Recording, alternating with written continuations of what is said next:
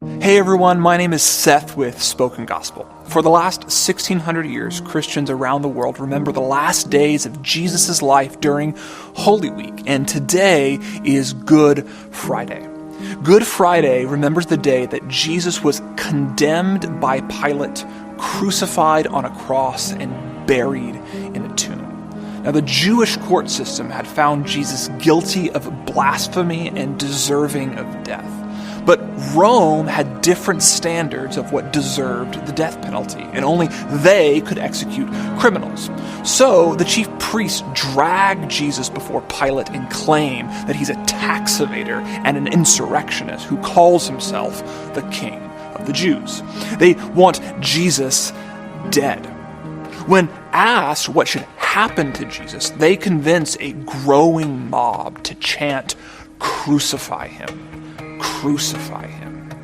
Jesus then is immediately flogged and carted off by a troop of soldiers to be tortured. They hammer his sentence to the top of a cross. "This is Jesus, King of the Jews," before nailing his wrists and ankles to the beams.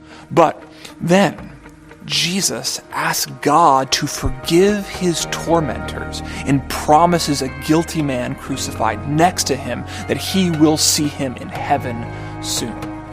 Jesus then dies. But at that exact moment, a curtain in the Jewish temple is torn in two.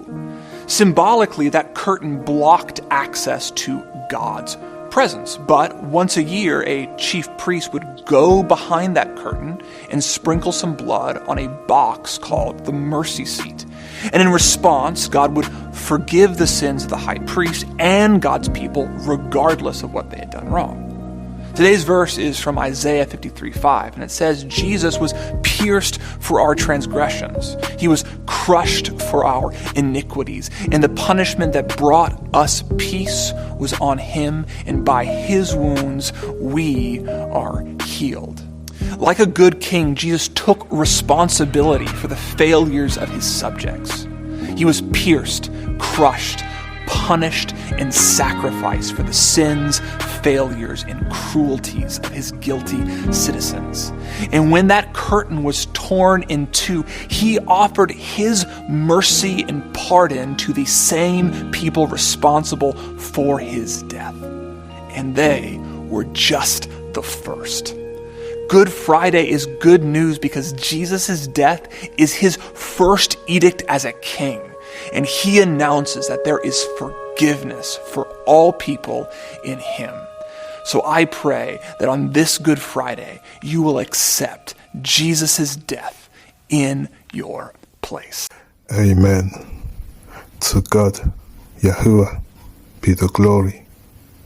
Through Jesus Christ, Yahusha HaMashiach, my Lord. Amen.